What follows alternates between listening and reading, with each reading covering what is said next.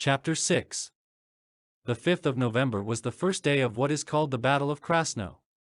Toward evening, after much disputing, many mistakes made by generals who did not go to their proper places, and after adjutants had been sent about with counterorders, when it had become plain that the enemy was everywhere in flight and that there could and would be no battle, Kutuzov left Krasnoe and went to Dobroe, whither his headquarters had that day been transferred.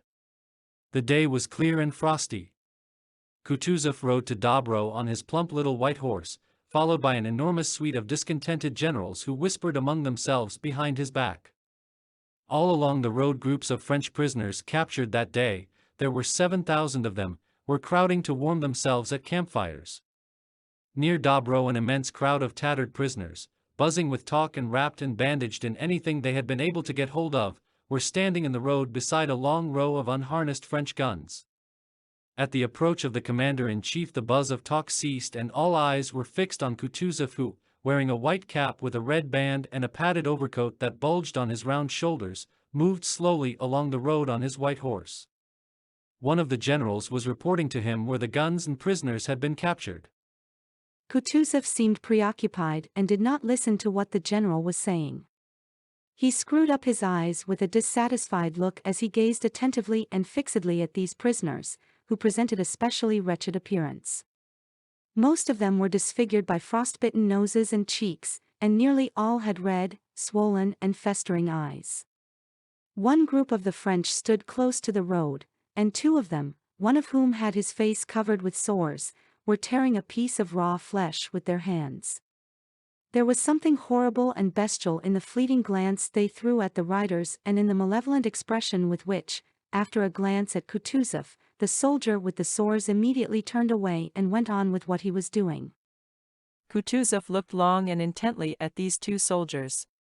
He puckered his face, screwed up his eyes, and pensively swayed his head.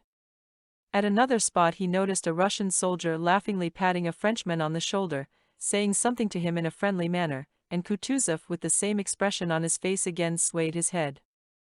"What were you saying?" he asked the general, who continuing his report directed the commander-in-chief's attention to some standards captured from the French and standing in front of the Preobrazhensk regiment.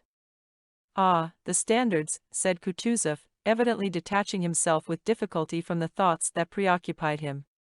He looked about him absently. Thousands of eyes were looking at him from all sides awaiting a word from him.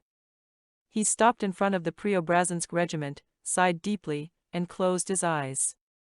One of his suite beckoned to the soldiers carrying the standards to advance and surround the commander-in-chief with them. Kutuzov was silent for a few seconds and then, submitting with evident reluctance to the duty imposed by his position, raised his head and began to speak. A throng of officers surrounded him. He looked attentively around at the circle of officers, recognizing several of them.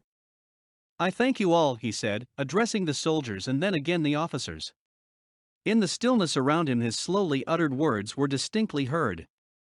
"I thank you all for your hard and faithful service. The victory is complete and Russia will not forget you. Honor to you forever." He paused and looked around. "Lower its head, lower it," he said to a soldier who had accidentally lowered the French eagle he was holding before the Preobrazhensk standards.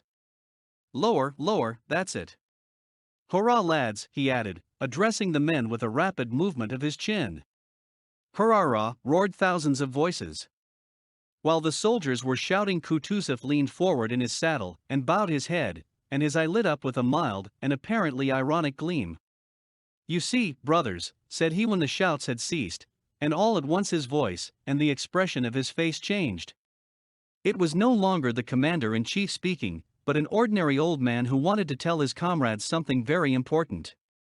There was a stir among the throng of officers and in the ranks of the soldiers, who moved that they might hear better what he was going to say. "You see, brothers, I know it's hard for you, but it can't be helped. Bear up, it won't be for long now.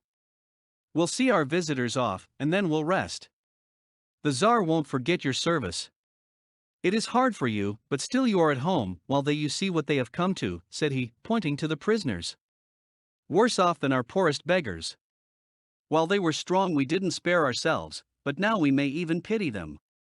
They are human beings too. Isn't it so, lads?" He looked around, and in the direct, respectful, wondering gaze fixed upon him. He read sympathy with what he had said. His face grew brighter and brighter with an old man's mild smile, which drew the corners of his lips and eyes into a cluster of wrinkles. He ceased speaking and bowed his head as if in perplexity. But after all, who asked them here? Serves them right, the bloody bastards, he cried, suddenly lifting his head. And flourishing his whip he rode off at a gallop for the first time during the whole campaign, and left the broken ranks of the soldiers laughing joyfully and shouting, "Hurrah!" Kutuzov's words were hardly understood by the troops. No one could have repeated the field marshal's address, begun solemnly and then changing into an old man's simple-hearted talk, but the hearty sincerity of that speech, the feeling of majestic triumph combined with pity for the foe and consciousness of the justice of our cause, exactly expressed by that old man's good-natured expletives, was not merely understood but lay in the soul of every soldier and found expression in their joyous and long-sustained shouts. Afterwards, when one of the generals addressed Kutuzov asking whether he wished his caleche to be sent for, Kutuzov in answering unexpectedly gave a sob, being evidently greatly moved.